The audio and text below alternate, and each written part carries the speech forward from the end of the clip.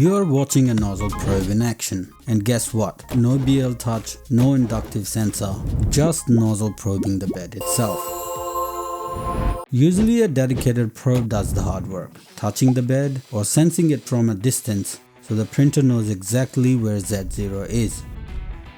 But in my system, the nozzle itself touches the bed, and that contact is detected by a load cell. I used to have a BL touch in the toolhead, and I ended up breaking the pin so many times by accident I wanted something better. And what could be better than having the nozzle probe the bed itself? At first, I tried a simple switch in the toolhead, with the nozzle on a sliding mechanism that pressed the switch when it touches the bed. It worked at first, but at high speeds the sliding mechanism introduced small shifts, causing inconsistent layers. Before settling on a dual load cell design, I tried sticking a single load cell sensor directly to the toolhead. It seemed promising, but the readings were unpredictable.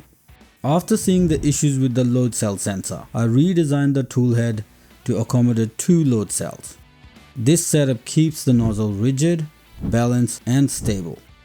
And since there are no moving parts, it stays rock solid during printing. The system has 2 main parts, the load cells and an RP2040 microcontroller. Klipper sees it as a normal probe. All you have to do is define the probe in your printer's config file.